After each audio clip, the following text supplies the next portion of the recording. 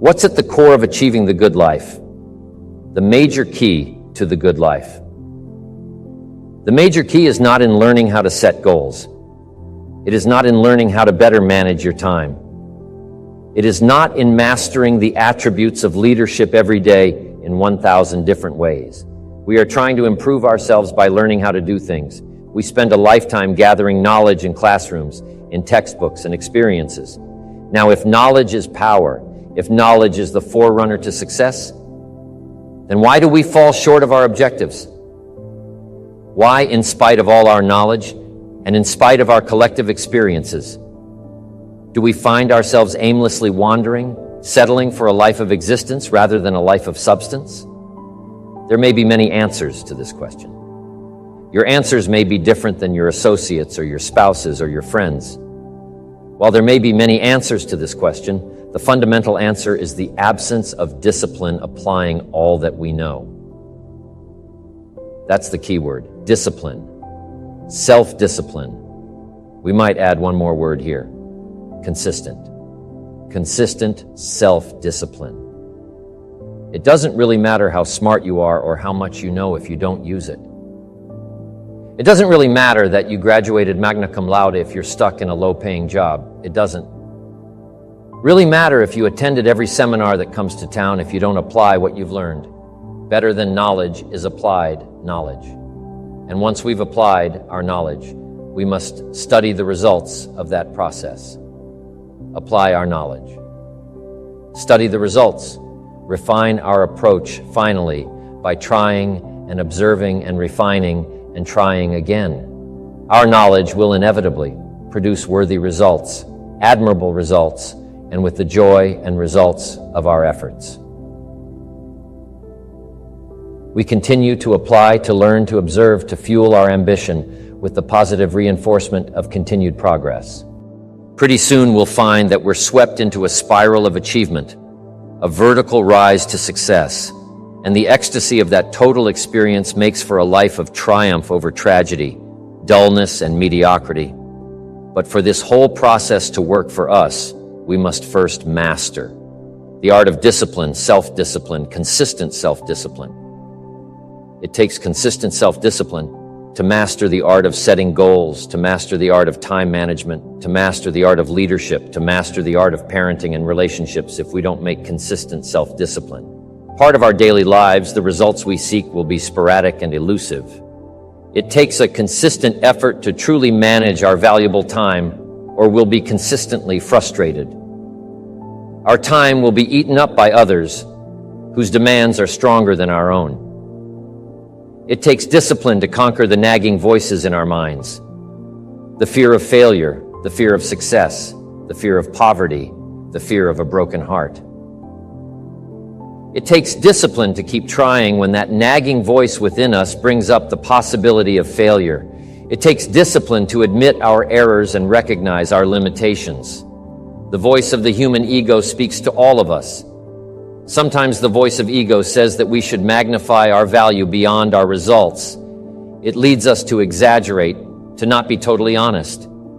It takes discipline to be totally honest, both with ourselves and with others. Be certain of one thing. Every exaggeration of the truth, once detected by others, destroys our credibility and makes all that we say and do suspect as soon as a business colleague figures out that we tend to exaggerate. Guess what they'll always think? We exaggerate, and they'll never quite hold us in the same regard again. Never the tendency to exaggerate, distort, or even withhold the truth is an inherent part of all of us. It starts when we're kids, Johnny says. I didn't do it. Well, maybe Johnny didn't do it, but he probably had something to do with it. And then it continues. When we're adults, exaggerating the benefits of a product to make a sale. Exaggerating our net worth to impress old friends.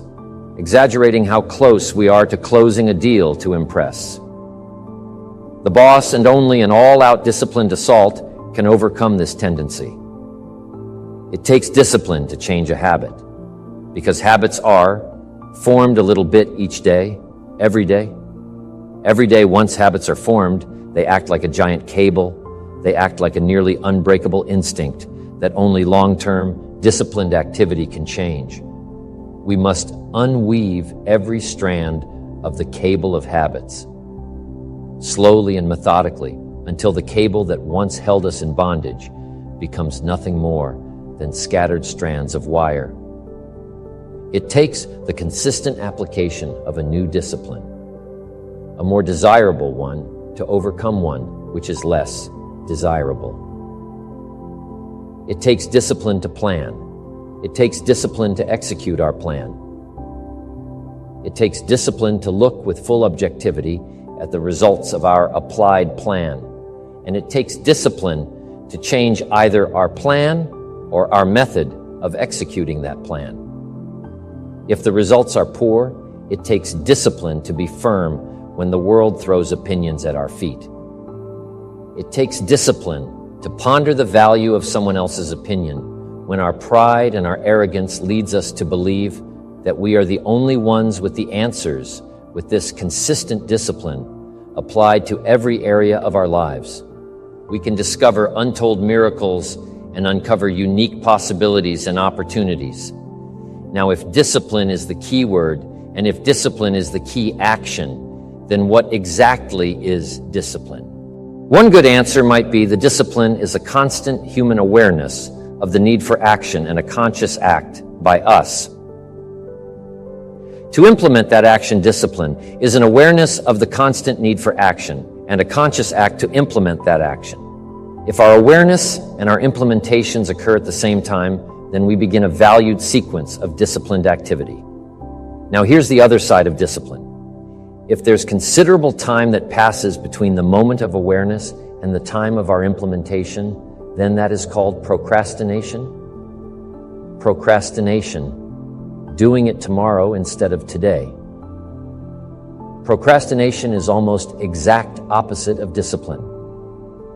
The voice within us says, get it done, discipline, then says, do it now. Do it to the best of your ability today, tomorrow, and always until finally the worthy deed becomes instinctive. Procrastination says later tomorrow, whenever I get a chance. Procrastination also says do what is necessary to get by or to impress others. Do what you can, but not what you must. In every circumstance we face, we are constantly presented with these two choices: do it now or do it later. Discipline and procrastination. A choice between a disciplined existence, bearing the fruit of achievement and contentment, or procrastination, the easy life for which the future will bear no fruit, only the bare branches of mediocrity. The rewards of a disciplined life are great, but they're often delayed until sometime in the future. The rewards for the lack of discipline are immediate, but they are minor in comparison to the immeasurable rewards of consistent self-discipline. An immediate reward for lack of discipline is a fun day at the beach. A future reward of discipline is owning the beach. For most, we choose today's pleasure rather than tomorrow's fortune. So how can you get rid of the easy distractions? How can you keep your mind on what you're trying to do? How can you keep an attitude of doing it all and doing it now? How can you make the choice of discipline over procrastination? How can you stay focused on your ambitions? How can you avoid conversations at the water cooler? You can keep your focus on your work. You can get it done today instead of tomorrow. You've got to really work on your consistent self-discipline on a daily basis, or you'll find yourself distracted by negative thoughts, distracted by negative people, distracted by water cooler chatter. And pretty soon, depending on the type of people you've associated with, distracted by your doubts. Within yourself, never underestimate the power of influence and associations, and never underestimate the power of your own consistent self-discipline. Now let's take a closer look at discipline at the 3 steps to becoming disciplined. First, true discipline is not the easiest option. Most people would rather sleep until 10 than get up at 6. It's easier to go to bed late, sleep late, show up late, leave early. It's easier not to read. It's easier to turn on the television than to open a book. It's easier to do just enough than to do it all. Waiting is always easier than acting. Trying is always easier than doing. Imagine what life would be like if we didn't have to make our bed in the morning or keep our garage clean or pay our taxes or show up for work tomorrow.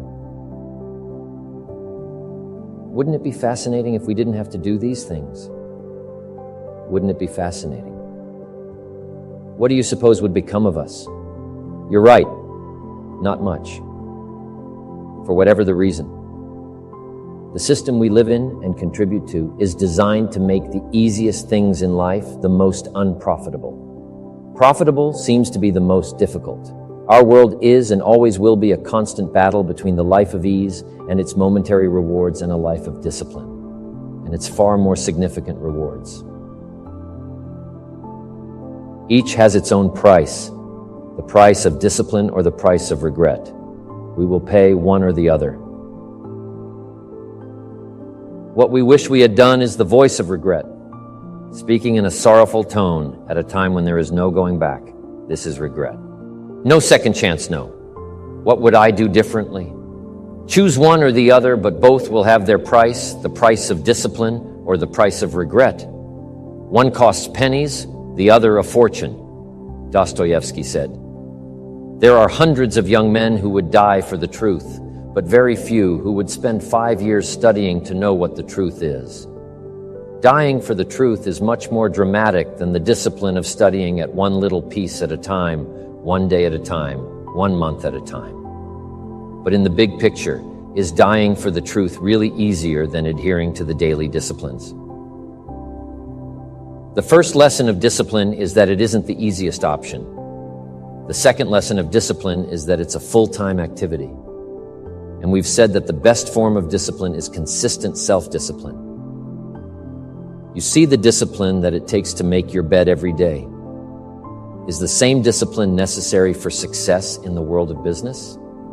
The discipline to organize your garage is the same discipline to organize your business. All disciplines carry through to affect all parts of our lives. If we're disciplined in just one area and lazy in another, guess what? Pretty soon, the lazy side will creep in and destroy the disciplined side. The bad habits in one area of our life will eventually destroy our self-discipline. In the areas we've been working on, consistency cannot be inconsistent. Discipline is the mind being trained to control our lives. Discipline is a set of standards which we've selected as a personal code of conduct. Discipline is imposing on ourselves the requirements for honoring these standards. Once we've adopted these standards of behavior and conduct, we're committed to honor them. And if we don't, then there can be no disciplined activity. We find ourselves announcing our standards to our relatives, our friends, our associates. We shout our beliefs and condemn those who believe any differently. But then we don't walk the talk. We end up acting in a way far different from the beliefs. We've shouted. We tell our kids that the TV is rotting their minds, yet we spend our evenings in front of it. We tell our employees that they must take advantage of every minute of the working day, yet we spend 3 hours at lunch. Do as I say, not as I do. This is inconsistent. This leads to a loss of credibility. Among those who watch us, and more importantly, this leads to a loss of credibility within ourselves. The only thing worse than one who is inconsistent in implying their self-imposed disciplines is one who has never considered the need or the value of discipline at all. These people seem to wander aimlessly, changing procedures, changing standards, changing loyalties, and shifting frequently from one commitment to another, leaving behind a trail of broken friendships, unfinished projects, and unfulfilled promises. All because of a discipline that was either non-existent or imposed so infrequently that it was ineffective. Here's the third step to becoming consistently self-disciplined. One is realizing that discipline isn't the easiest option. 2, discipline is a full-time activity, day by day, every day. And the third step to becoming self-disciplined is really a philosophy that holds one of life's unique promises. It simply says, for every disciplined effort, there is a multiple reward. That's one of life's great arrangements. It's like the law of sowing and reaping. In fact, it's an extension of the biblical law that says, if you sow well, you reap well. Now, here's a unique part of the law of sowing and reaping. Not only does it suggest that we'll all reap what we've sown, it also suggests that we'll reap much more. Life is full of laws that both govern and explain behaviors. But this may well be the major law. We need to understand for every disciplined effort, a multiple reward. For every disciplined effort, a multiple reward. What a concept. If you render unique service, your reward will be multiplied if you're fair and honest and patient with others. Your reward will be multiplied if you give more than you expect to receive your reward. Is more than you expect, but remember the key word here. As you might well imagine, is discipline everything of value? Requires care and attention? Everything of value requires discipline. Children require discipline. They must have a structure. Built for them, they must have boundaries to work within, so they feel secure and comfortable to explore and grow. They must learn to recognize what's right and what's wrong, what's acceptable behavior, what's not acceptable. Children require unwavering discipline, consistent discipline, or they'll be confused as to how they're supposed to behave. Likewise, our thoughts require discipline. We must set up our inner boundaries. Our codex of conduct or our thought will be confused, and with confused thoughts, we'll end up being confused, hopelessly lost in the maze of life. And confused thoughts produce confused results. Look around you at this very moment in time. What might you be doing that needs attention? Perhaps you're listening to this program as you drive along in traffic, blowing your horn at someone ahead of you who isn't driving at the speed you'd like to. Perhaps you're listening alone because you've had a disagreement with someone you love or someone who loves you, and your anger won't allow you to speak to that person. Wouldn't this be an ideal time to examine your need for a new discipline, perhaps? You're on the brink of giving up or starting over or starting out, and the only missing ingredient to your incredible success story in the future is a new and self-imposed discipline that will make you stay longer and try harder and work more intensely than you ever thought you possibly could. The most valuable form of discipline is the one that you impose on yourself. Don't wait for things to deteriorate so drastically that someone else must impose discipline into your life. Wouldn't that be tragic? How could you possibly explain the fact that someone else thought more of you than you? Thought of yourself that they forced you to get up early and get out into the marketplace when you would have been content to let success go to someone else who cared more about themselves. Your life, my life, the life of each one of us is going to serve as either a warning or an example. A warning of the consequences of neglect, self-pity, lack of direction and ambition, or an example of talent put to use, of discipline, self-imposed, and of objectives clearly perceived and intensely pursued.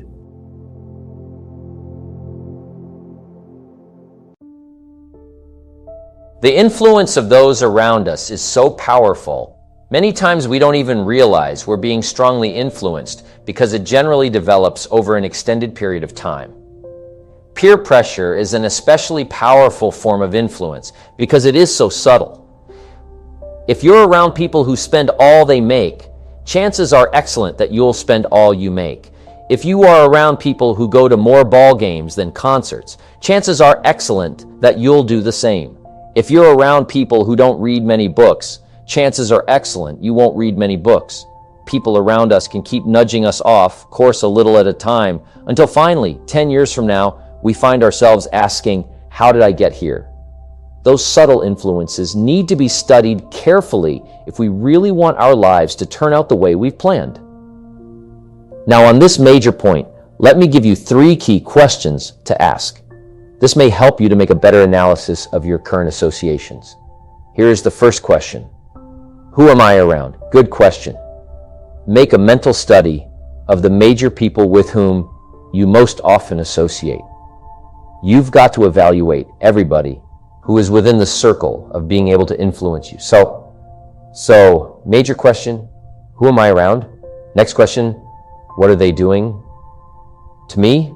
That's a major question to ask. What have they got me doing? What have they got me listening to? What have they got me reading? Where have they got me going? What have they got me thinking? How have they got me talking? And how have they got me feeling? What have they got me saying? You've just got to make a serious study of how others are influencing you both negatively and positively. Now, maybe the influence of all those around you is okay, but just ask yourself, it doesn't hurt to ask, who am I around and what are they doing to me? Now, here's the final question. Is that okay?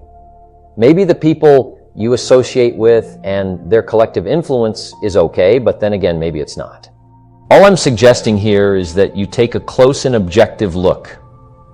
Everything is worth a second look, especially the power of influence. Positive influence can have an incredible effect on your life, but so can negative influence. Both will take you somewhere, but only one will take you in the direction you truly wish to go. It's so easy just to dismiss the things that influence our lives. The man says, I live here, but I don't think it matters. I'm around these people, but I don't think it hurts. I would take another look at that. I've got a good phrase for you. Everything matters now. Sure, some things matter more than others, but everything matters. Everything weighs something. So you've got to keep checking to find out whether associations are tipping the scales toward the positive or toward the negative. It doesn't hurt to look right. Ignorance is never the best policy. Finding out is the best policy. Remember, part of the purpose of this program is to get us to say the days of kidding myself are over. I really want to know what I have become and what I'm becoming.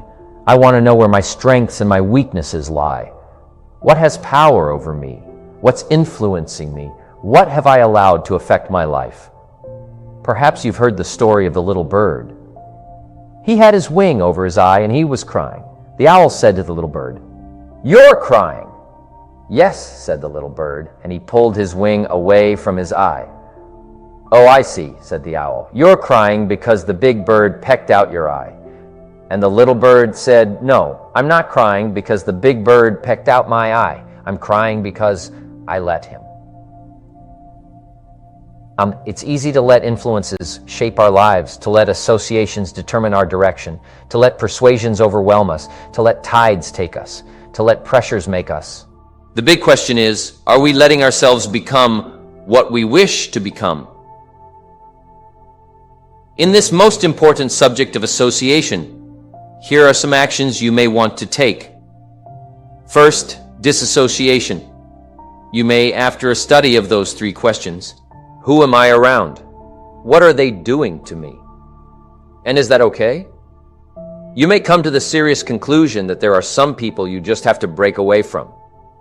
I'm not saying that it's an easy step to take and it's not to be taken lightly. However, I am saying it may be an essential task. You may just have to make that hard choice not to let certain negative influences affect you anymore. Remember, it could be a choice that saves the quality of your life. The second action you may want to take is limited association. It could well be that you are spending too much time in a certain area of your life with a certain group of people. It's easy to put time and effort in the wrong place. The guy spends 3 hours at the ball game and 30 minutes listening to the sermon. See, that's called out of balance. 30 minutes for spirituality, 3 hours for entertainment. That doesn't weigh well 5 years from now. 10 years from now, when you take a look at the sum total of your values in your life. Here's one of the easy ways to end up with a mediocre average life. Spending major time on minor things. Sophisticated people learn to weigh everything before they spend time or money. You've got to weigh before you pay. Whether you're going to spend heavy time or light time, you've just got to weigh. Otherwise, if you're not careful, you can get trapped into spending heavyweight time with lightweight people. Now, it's okay to have casual friends as long as you give them casual time, not serious time. Spend major time with major influence and minor time with minor influence. It's so easy to do just the opposite. But don't let it be said that you fell into that trap. So maybe all you need to do to change some of the influences in your life is not to eliminate them, but merely limit them. Say, I have a good time with these people, but I'm not going to spend days and days with them anymore. I'm just going to cut that down and save some of that time for more major people and more major enterprises. Remember, it's your life. You can spend your time with whomever you want and whenever you want. But you didn't invest in this program for me to kid you. Take a look at your priorities and your values. We have so little time at our disposal. Wouldn't it make sense to invest it wisely?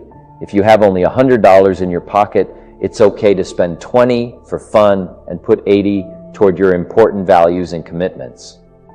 But would you be happy reversing those percentages? Better to put the majority of your money where you know it will get you a positive return, rather than put it where the taste is brief and the results are poor.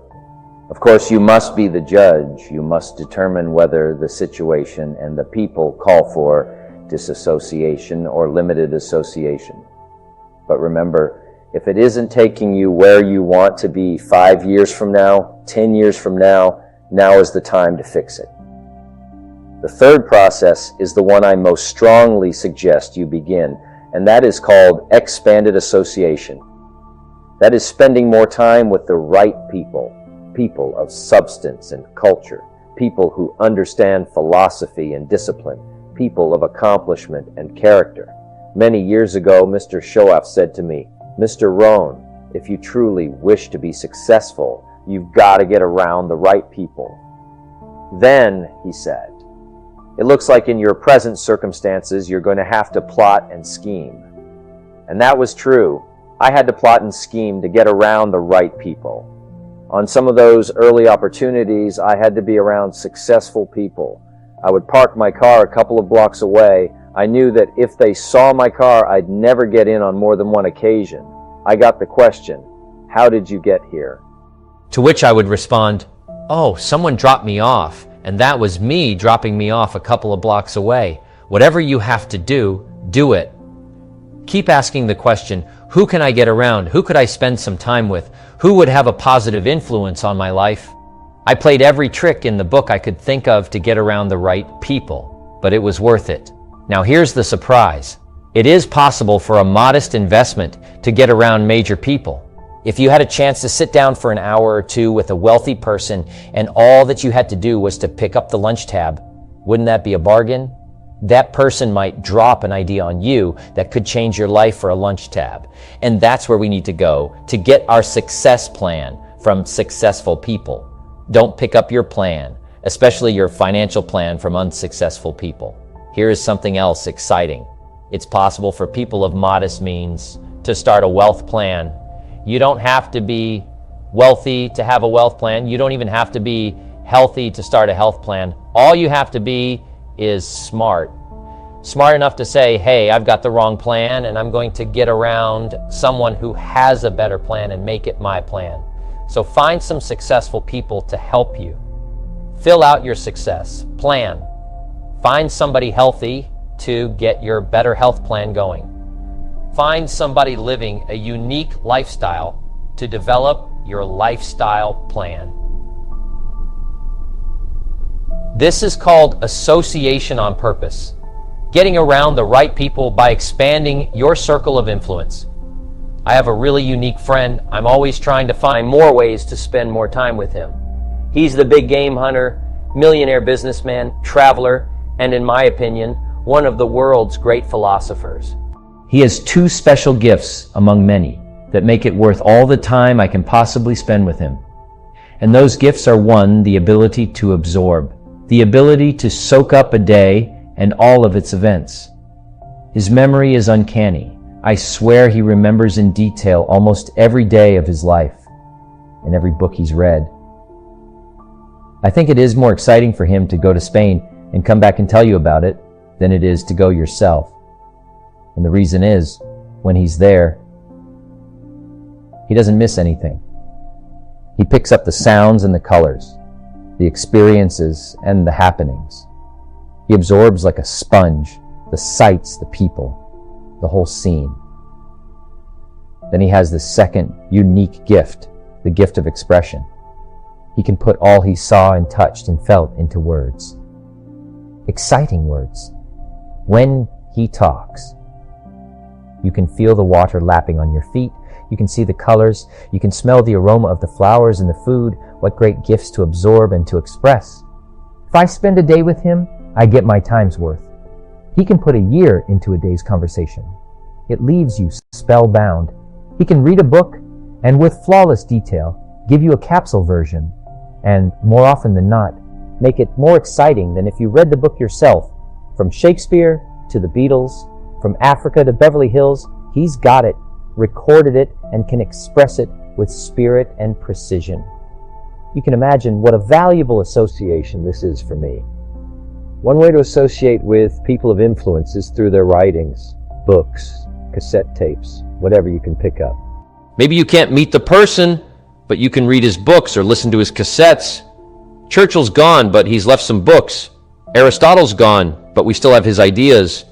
Search the catalog for cassettes in libraries for books. Search the magazines, search the documentaries. They are full of chances for association and intellectual feasting. But in addition to reading and listening, we also need a chance to do some talking and sharing. I have some people in my life with whom I spend time on a regular basis, who help me with important life questions, who help me refine my own philosophy, weigh values, and ponder questions about success and lifestyle. We all need associations with people of substance to provide influence concerning major issues. Society, money, enterprise, family, government, love, friendship, culture, taste, opportunity, community behavior is mostly influenced by ideas, and ideas are mostly influenced by education.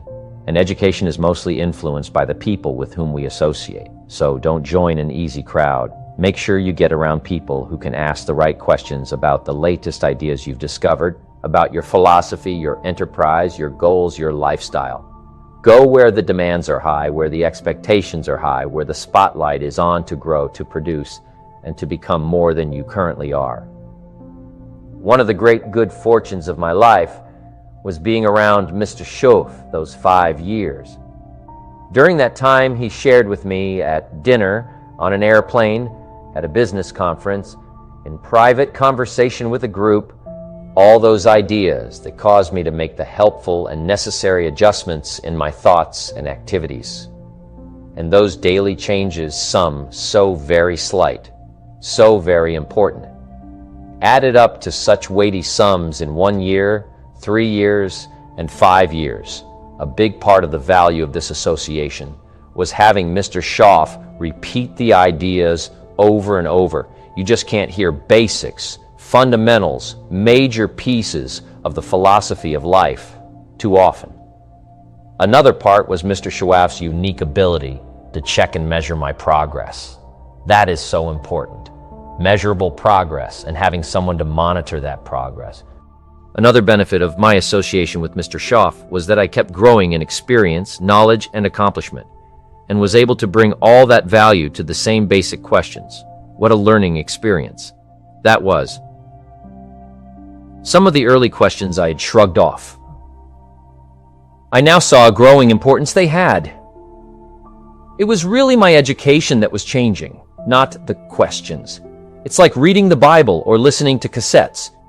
When you have some added measurable experience, you now bring to the reading and listening a new worth. You now listen and read at a new level, and the substance gleaned, the wisdom gathered from that new level can well be where your fortune and the best of your lifestyle can be developed. One more thought, and that is, strive to become the kind of person that people of quality and substance would want to be associated with. Become a person of skillful language, positive attitude, well-read and well-disciplined, a person of culture and intelligence. You will be uniquely rewarded by this reputation, drawing exciting people to you. Remember, to attract valuable people, you must be attractive. Here's how you know. Someone's your friend. You can tell them bad news, and they'll listen. They won't tell you why. You know you're stupid, and why that bad thing happened to you, and how something worse happened to them once, and, derail the whole conversation. You can actually tell them bad news, and they'll listen, so that's a good thing. And then this is a weirder thing. You can tell them good news, and they'll help you celebrate. And that's a really good way of deciding who you should have around you. Because if you have someone around you, something good happens to you, and you're kind of afraid to even admit it, because God, something good happened to you. It's like you let that be known, and it'll certainly be taken away. So, you come out and you sort of tell someone half-heartedly that something good happened to you, and they give you a whack, and then talk about, the great thing that happened to them 3 years ago, or worse, the great thing that happened to someone that they knew 3 years ago. It's like, go away from that person. They're not helpful to you, and they're not helpful to themselves either. And so you want to surround you got to think about this. You got to surround yourself with people who want the best for the best part of you. You can hang around with weasels and losers that are trying to pull you down to justify the fact that they're spiraling downhill as well. And the upside of that is you don't have to have any responsibility. And you can all whine about how wretched life is, So that's pretty attractive, but I would say it's also a bad medium to long-term plan. And so it's acceptable and desirable. You try to surround yourself with people who are facilitating your development. And you might say, well, I've got people around, I know them well, they're not doing that well, and they don't fit into that category. It's like, what's your point? What are you going to do with them exactly? If they'll listen and cooperate with you and move towards a better future, great. If they don't pay any attention and they keep doing the same damn things over and over and they're not going anywhere and it's painful, then maybe the proper thing to do is say, you just have your misery. I'll go off and have my life, and maybe you'll wake up at some point in the future and think that's a better way of being. Because just putting up with it is all, well, they call that enabling, right? You put up with that sort of behavior, you're providing tacit consent for it and even tacit approval. It's like it's a bad idea. You have, I would say, both the right and the responsibility to surround yourself with people who are good for the best part of you. Psychologists have found two major things that we as human beings get the most happiness and satisfaction from. Two things. Number one, our work, our contribution to society, our continued progress toward reaching our goals, our activity that generates our lifestyle, influence, power, and true love. The love we receive from our spouse, our children, our parents, our families, our friends, knowing that one person or several people care about us, want to spend time with us. The professional goals that you've outlined for yourself take a lot of work. Your ambition takes a lot of work. Discipline skills, constant learning to improve yourself and develop yourself and improve your skills and develop your skills. You don't expect that your achievements will come to you on a silver platter. Working on the wish and the hope and the prayer philosophy. No, you know that your goals require constant attention and discipline every day. Or what? They'll never come to you at all. You can't just come home at night after work, after a long day, and expect that your family life is growing just fine all by itself. You can't just expect that your personal life will grow and flourish without attention, without taking time to feed and water and weed out the bad stuff, the negative stuff that happens while you're away. No, creating the perfect personal life. Family life takes just as much attention as creating the perfect professional life. It takes love and nurturing and kindness and sincerity and caring. It takes all those things. And that's one of the biggest mistakes that happens today. People spend all their time, focus all their energy, give everything they've got. They give it all to the job. It can't work that way.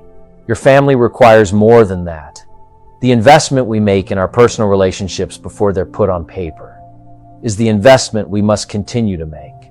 The more we give, the more we get. If you stop giving, guess what? You'll probably stop receiving too. So keep your investment in relationships and family active. That's part of the good life. What good is a mansion on the hill if you've got no one to share it with? It's no good. What good is an investment portfolio worth millions if you've got no one to share it with? It's no good. What good is working so hard, day after day, month after month, year after year? Working, until you accumulate everything you want, and in the meantime, your family left you. It's no good. It all loses its value. Life has to be balanced. Work hard, play hard. Work 6 days, take 1 day off. Work 3 months, take 1 week off. Life has to be balanced or your lifestyle will suffer. Balancing your personal life with your professional life is key to making your ambition work for you. Home life, work life. They must work together, making sure that what you're going for in your career complements your home life, making sure that what goes on at home complements your career. One won't work well if the other doesn't. Lady gets into work early in the morning, is the last one to leave every night. This keeps going on week after week, month after month. Doesn't seem like she gets that much more accomplished than everyone else. Matter of fact, it seems like she's using the office to escape from home. Something's wrong here, better fix it. Chances are that whatever's bothering her at home is affecting her work anyway. A guy's always late for work, always takes off during the middle of the day to go home. There always seems to be some sort of emergency to tend to at home. He takes long breaks, leaves early to go home. He's not getting his work done in record time. He's not getting anything done at all. Chances are he's using the emergencies at home as an excuse to stay away from the job. If something's wrong at work, fix it if you can, or look for your solution elsewhere. If something's wrong at home, fix it. If what's going on at home is the result of neglect, admit it and fix it. Pay greater attention. If you need to go to counseling, go to counseling.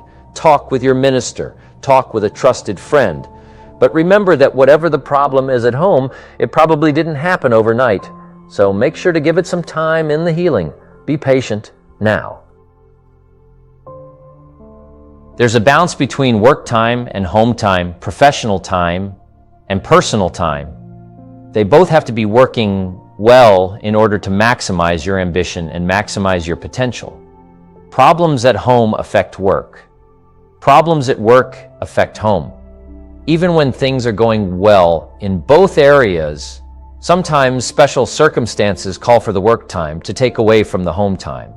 And if that's the case, make sure everybody at home knows when to expect the light at the end of the tunnel. And if that extra project is really taking away from the family, make sure your family knows that their time will be paid back with interest. Life without balance can cost your relationships. Life without balance can cost your health. Life without balance can cost your spirituality. Life without balance can cost your wealth, happiness, balance. Work on a balanced life. Work on balanced ambitions. If you're a believer, don't neglect it.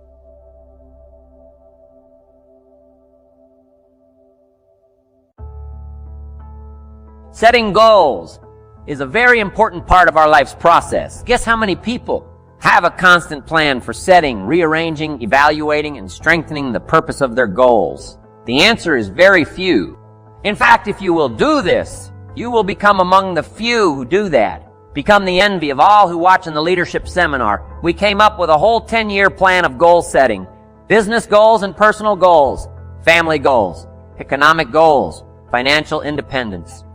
It's a basic fundamental, in fact. If you will work hard on setting goals, put together a plan for setting goals, reevaluate them, rearrange them, constantly talk about them, go over them again and again, I tell you what this process will do. In my personal opinion, it'll put you in what's known as the top 5. And if you want to be successful, if you want your life to really change in major ways, this is one of the fundamentals. A constant plan for setting, rearranging, evaluating, and strengthening the purpose of your goals. Don't set your goals too low. Don't join an easy crowd, you won't grow. Go where the expectations are high. Go where the demands are high. Go where the pressure's on to perform, to grow, to change, to develop, to read, to study, to develop skills. I belong to a small group. We do business around the world. You cannot believe the expectations at that level. What we expect of each other in terms of excellence. Far beyond average so that we can receive from the group. We can contribute to the group something unprecedented. It's called living at the summit. Go where the demands are high. Go where the expectations are strong so that it'll provoke you. Push you urgently. Insist that you not remain the same for the next couple of years. The next 5 years that you'll grow and change. So don't set your goals too low. We need to take a look into the future. We've got to have the future well designed. The future is called the promise. And here's what we teach in our leadership series. The promise of the future can be an awesome force for your own future. The promise of the future, designing the future. There's 2 ways to face the future. One is with apprehension and the other is with anticipation. I promise you in my travels around the world, most people face the future with apprehension. And here's why they don't have it well designed. They've sort of left that up to someone else to fix. But here's the best way to face the future with anticipation. And you can. You can face the future with anticipation. If the future is clear, if the future is well designed in setting goals, it's very simple. Number 1, decide what you want. You just take a little time. You sit down and say, what do I want? What kind of skills do I want? What kind of income do I want for the future? Where would I like to go? Places I'd like to visit. Habits. I'd like to acquire skills. I'd like to have you just take a little time to think about what you want. Economics, friendships, people you'd like to meet, places you'd like to go. You just take some time, and then I suggest when you've thought about what you want for the future, make a list. Just jot it all down. It's really a very simple process. You may find that some of your goals you thought at first glance were important are not important after all. Do some reflecting, refining, and revising. The point is right now try to have approximately 4 1-year, 3-year, 5-year, and 10-year goals that you truly believe in, that inspire you, that you've sold yourself on. When these goals and the reasons you want to obtain them are each clearly described in a brief paragraph, transfer this information to a journal or some type of notebook that you can carry with you easily and refer to often. It's essential to set aside some time every week to review all of your goals, to rearrange them, redo them, restructure them to add goals, or to tear up the whole list and start over. Goal setting is not something you do just once. It's a continual process. Also, you must constantly check your progress toward your goal. You don't want to fall too far behind on, or worse, lose sight of your important goals now. Just as important as your long-range goals are your short-range goals. Your goals for tomorrow, next week, next month, 6 months from now. These are goals you can accomplish within the next year, the immediate future. We call these goals confidence builders. When you work hard, burn the midnight oil, and accomplish these little things, it builds your confidence to go for your long-range goals. Write down in your notebook or journal all the little things you would like to have or accomplish in the next year. How you set up this list is up to you. You might want to break it down by week or by month. Set it up in whatever way works well for you. Part of the fun of having a list is being able to check off something as obtained or completed. Every week, try to check off at least one thing on your list of short-term goals. And when you're able to check off something major, something on your list of long-range goals, celebrate. Make winning joyful. Congratulate yourself. It is very important to celebrate progress. We grow from 2 experiences. One is the joy of winning and the other is the pain of losing. Here's what that also means. Make losing painful. Put it on yourself. If you set something up, fool around, didn't pull it off. Put it on yourself and get around people who will help in this area. Hey, don't join an easy crowd. Oh, where the expectations are high, where the pressure to perform is high. It's how we grow. What I'm saying is we all need a consistent plan for the gathering of knowledge, a consistent plan for going to the library, a consistent plan for attending the lectures, attending the seminars. Most people get ideas just spasmodically, or when someone happens to come by, or they just happen to hear someone, or they happen to read a book that might have some ideas that could help to benefit their life. When you listen to a sermon, Make sure you've got your journal to take notes wherever you go. Gather knowledge, but gather it on purpose. Do it constantly, do it daily, and do it consistently. We need a consistent plan for reading books. Most people just read books haphazardly, spasmodically. Or most people just don't read at all. Or they don't have a good plan for reading the right books. Sure enough, the man reads the comics instead of the classics, and he misses all the things that could really benefit his life because he doesn't have a plan. Here's a good thought to consider. Rarely does a good idea interrupt you. Good ideas must be pursued. You must go where they are. You must seek them out. And there's an important Bible phrase that says, if you seek, if you search, you will find. Sure enough, a consistent plan for gathering knowledge, reading the books, attending the lectures, putting together ideas, and having a place to capture them. Like a journal where you can repeat them and go over them. That's a fundamental that, if you'll follow it, will put you in the top 5. Guess how many people have a consistent plan for the gathering of knowledge? Answer, very few. And what you want to be is one of the very few. You need a plan, a detailed plan for the use of your work time. We call it a game plan. Most people try to design tomorrow and next week and next month in their head. They try to just decide what they're going to do. And most people don't even think that far ahead. They think I have to get up in the morning and go to work, and that's about the extent of it. But a game plan for financial independence, a game plan for your work time, a game plan for your personal time. The family needs a game plan so that you won't miss some of the important things that are helpful to your life and to your success. The kids need a game plan. Mom needs a game plan. Dad needs a game plan. You need a business game plan. You need a game plan for your office if you're in business. A game plan for your business. A detailed plan for the use of your work time. In the leadership seminar, we talk about how to put together this detailed plan for the day, and for the week, and for the month, how to stretch out a plan for 6 months and for a year. In doing business around the world, we found that you have to detail the plans in great detail. Otherwise, sure enough, you're going to miss something. And I can promise you that a detailed plan for the use of your work time will put you in the top 5, because most people don't have one. Mr. Schaff shared with me when I first met him when I was 25 years old. He said, Jim, to do better, you've got to get around the right people. If you have a constant association of people who can better your life and better your lifestyle, you can't believe the progress that you can make. An association of people of common interest in progress, success, ideas, and philosophy. I have a good phrase for you. Never mistake the power of influence. The man says, well, I live here, but it doesn't really bother me. See, that's not true, he says. I'm around these people, but they really don't bother me. See, that's not true. Whoever you're around, whoever you're with is exerting some kind of influence on your life and what you must do. And this would be the good year to do it. The first year you've heard about it is make plans to get around the right people. People who talk positive ideas. People who talk philosophy. The refinement of philosophy. See, just the latest joke won't help. You got to get around people who read, people who are successful, and people who are growing and changing. Otherwise, your influence is going to be in the opposite direction. And I know most of us, wherever you work, you have to be around some negative influences. But what you must do is counterbalance that. Develop a plan, a game plan. It's ironic how we all understand the importance of mapping out a strategy for a football game or a basketball game.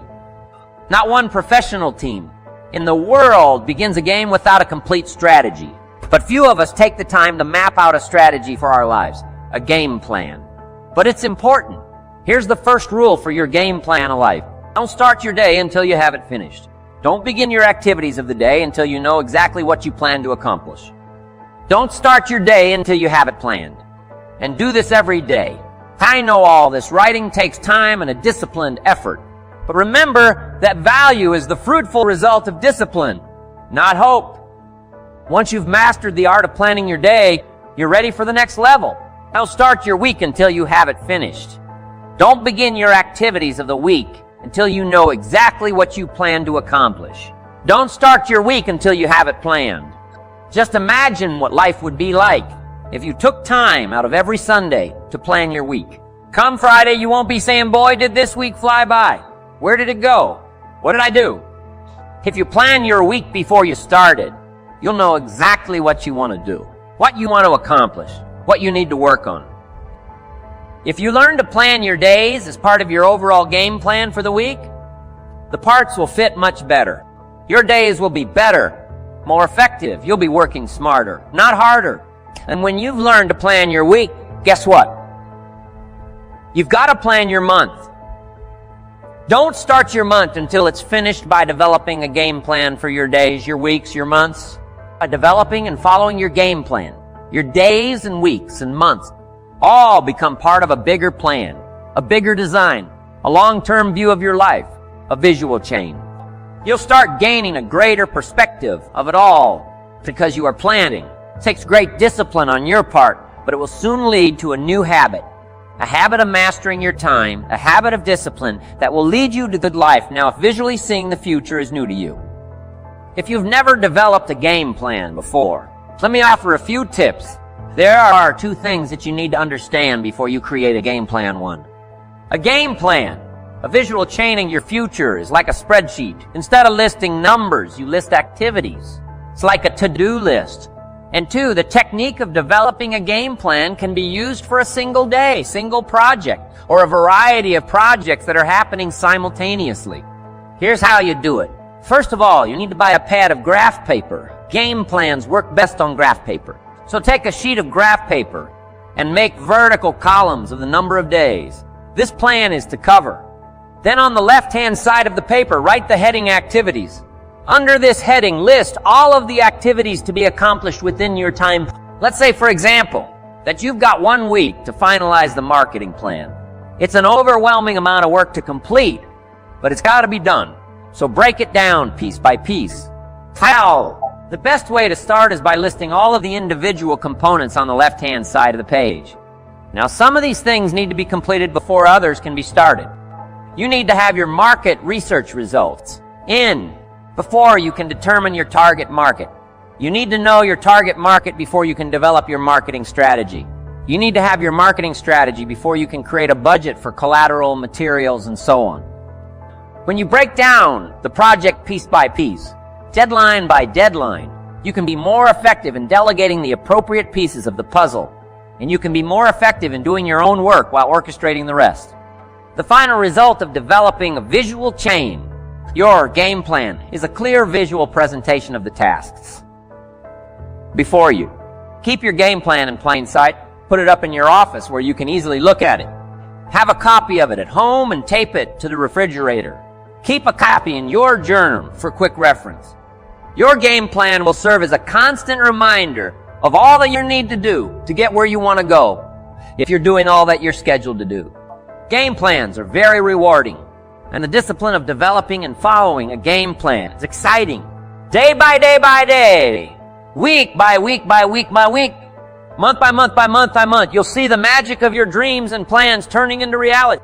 It's an incredible feeling of being in charge of your life, your surroundings, your future. It's like creating a work of art on the biggest canvas imaginable. It's creative, it's beautiful. This is powerful stuff. To dream a dream, plan for the dream, and then to watch your dream turn into reality. And what's really powerful about creating game plans is that you can see your future right before your eyes.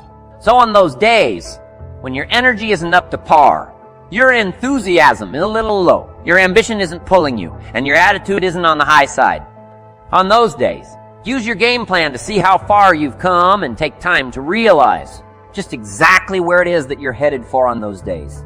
It's your discipline and visual chain of the future that will pull you ahead. It can't possibly set you back. It'll pull you ahead. Develop a game plan for your life and make sure that it includes more than work projects. Make sure that your game plan includes time for recreation, time for reflection, time for exercise, time for health, time for spirituality. Let's say you've developed your plan and you've penciled in writing a report from 9-0 to 10-0. Well, if you don't do your best report writing this early in the morning, what if you do this kind of work best at 3-0 in the afternoon? Then juggle your projects around a little. Found yourself well enough to know what you do best at different times of the day, of the week, of the month. Know the best time for you to accomplish certain type of task and schedule it during those times. You have to work with your game plan in order for it to best work for you. And you have to maintain the discipline of working your plan until what? Until you've got it down in the end. It is your own discipline that acts as the magic catalyst to give substance and depth to your ambition, to achieve your own plans and dreams, to have what you want to have, and to become what you want to become. Your consistent self-discipline is the magic catalyst. Ultimate question cannot be whether you are going to make the fundamental disciplines your own. The ultimate question is when, with the intense and consistent application of worthy disciplines, we have the individual and collective capacity to change ourselves, our incomes, our attitudes, our lifestyles, and our effect on other people. We can change opinions. We can change leadership. We can even change the direction of our nation.